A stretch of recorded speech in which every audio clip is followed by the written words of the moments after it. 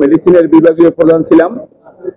আমি থাকাকালীন অবস্থায় মেডিসিন বিভাগ এই বিল্ডিং এ থাকা অবস্থায় আমি মেডিসিন বিভাগ সুন্দরভাবে রোগীদের সার্ভিস দেওয়ার জন্য আপ্রাণ চেষ্টা করে গেছি এবং আমি অনেকটা সাফল্য পেয়েছি। আগে যেমন আমাদের মেডিসিনের সেমিনার রুম ছিল না, আজকে যে সাংবাদিক সম্মেলন করা হচ্ছে এই মেডিসিন সেমিনার রুমটাও আমাদের ব্যক্তিগত উদ্যোগে আমরা তৈরি করেছিলাম।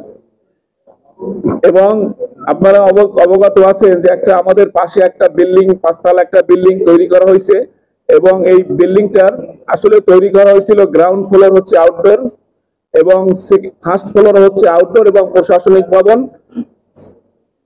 সেকেন্ড ফ্লোর হচ্ছে আপনার আইসিইউ এবং থার্ড এবং ফোর্থ ফ্লোর হচ্ছে অপারেশন থিয়েটার।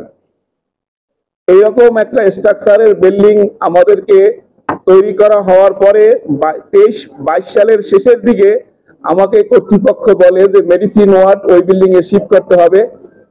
তখন আমি মেডিসিনের বিভাগীয় প্রধান হিসাবে এই ব্যাপারে প্রতিবাদ করি এবং সর্বোচ্চ প্রতিবাদ করি যে ওইরকম একটা স্ট্রাকচারে মেডিসিনের মতো ডিপার্টমেন্ট কোনো মতেই চালানো সম্ভব নয়।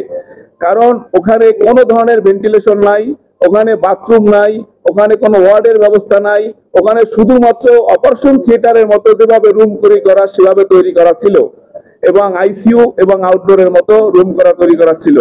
এবং আমি যথেষ্ট প্রতিবাদ করা সত্ত্বেও আপনারা হয়তো অবগত আছেন যে আমি ওই সময় ডিজি এবং সচিব মহোদয়ের কাছেও আমি প্রতিবাদ করেছি।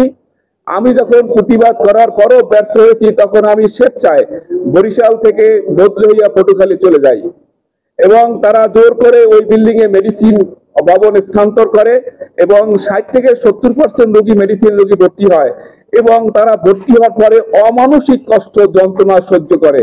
ওখানে কোনো ধরনের বাতাস নাই, ওখানে কোনো ধরনের ভেন্টিলেশন নাই, ওখানে কোনো বাথরুম নাই, ওখানে সুস্থ মানুষ থাকলে অসুস্থ হয়ে যায়। এই আমাদের মেডিকেল কলেজের মেইন সমস্যায় সৃষ্টি হয়েছে তখন থেকেই। আমাদের সমস্যা ছিল কিন্তু মেইন সমস্যা সৃষ্টি হয়েছে তখন থেকেই। আজকে আমরা যদি অসুস্থ হয়ে যাই কোথায় ভর্তি হবো তারও নিশ্চয়তা নাই। কিন্তু আপনাদের আশার বিষয় হচ্ছে যে এই সমস্যা আমি কিছুদিন আগে বরিশাল মেডিকেল কলেজের মেডিসিনের বিভাগীয় প্রধান এবং ভাইস প্রিন্সিপাল হিসেবে চলে আসি এবং আসার পরই আমি ডিরেক্টর স্যারের সাথে আলাপ করি যে স্যার, বরিশাল মেডিকেলের সমস্যা সমাধান করতে হইলে আগে আমাদের মেডিসিন বিভাগটা সমস্যা সমাধান করতে হবে, এর কোনো বিকল্প নাই। এবং স্যারে আমি দুইজনে অনেক চেষ্টা করে আমরা একমত হই যে হ্যাঁ ওই বিল্ডিং এ আমরা আউটডোরটা নিয়ে যাব এবং ছোট ছোট যে সমস্ত ইউনিট রোগী কম যাদের সার্ভিস অত বেশি না তাদেরকে আমরা ওই বিল্ডিং এ নিয়ে যাব এবং মেডিসিনের যে পার্টটা সেই পার্টটা আমরা বড় বড় যে ওয়ার্ডগুলো আছে সেই ওয়ার্ডগুলোই আবার প্রতিস্থাপন করব।